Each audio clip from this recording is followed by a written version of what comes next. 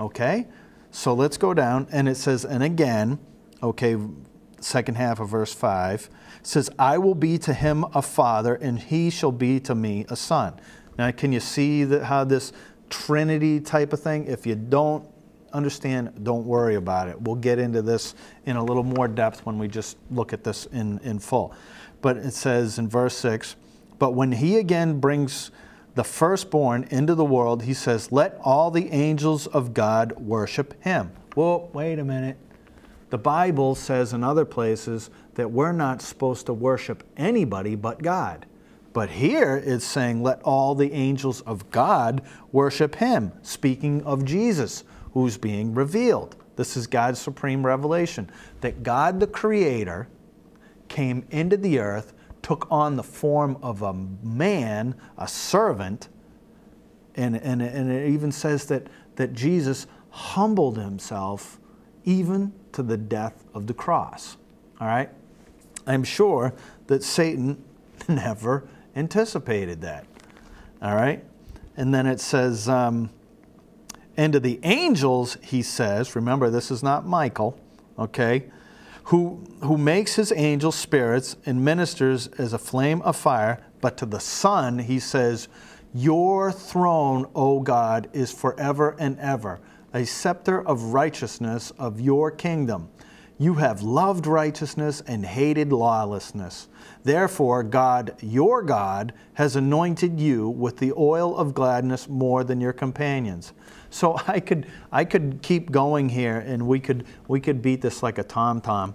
But he says, but to the Son, okay, says, your throne, O God, is forever. And that's actually quoting out of Psalm 45, verse 6, I believe. And it says, your throne, O God, is forever and ever. And down a little further, it says, therefore God, your God, has anointed you. Now, what is going on? If you don't understand the Trinity, this is actually, in Psalm 2, also is a communication between the Trinity, speaking to each other, their counsel. All right? But anyway, let's go back. I don't want to spend too much time talking about this thing. I want to keep moving right along. But once you're done with the Genesis 1 through 11 study, there's going to be a follow-up study which is called Doctrine. So we will do a Doctrine 101 where we will go over the essentials of Christian doctrine. But then at that point, what we will do is we will go ahead and we will expand on some of these doctrines, especially the crucial ones. All right. So anyway, we have, this is the introduction of the Trinity. Back to verse 26, chapter 1 of Genesis. Just to review, so we get some continuity here. It says, then God said, let us make man in our image and according to our likeness, and let them have dominion over the fishes of the sea, and over the birds of the air, and over the cattle, and over all of the earth, and over every creeping thing that creeps on the earth. Okay, a couple of things right there. What is God's image and likeness? We are created in his image and in his likeness, and that is also a trichotomy. That's also another Trinity, because God has revealed himself to us in a Trinity. So we are part of our makeup, and the likeness of it is that we have a trichotomy also. We're body, soul, and spirit. All right? Now, there's a lot that's right there just in that statement alone. But I just want you to know that God, in his creation of man, okay, even our entire creation is can be broken down into trinities. Space, height, width, and depth. All right? Time, we have past, present, and future. Everything that God has made and what we have can be related to a trinity of itself. And that's how God has decided to show us that. But anyway, here we have day 6, all right, the earth, and everything, and you'll notice that there's been a logical sequence of God's preparation of the earth to receive its ultimate recipient, okay? And it's an interesting thing to note that, when God created the vegetation and stuff like that, and if you understand the photosynthesis process, that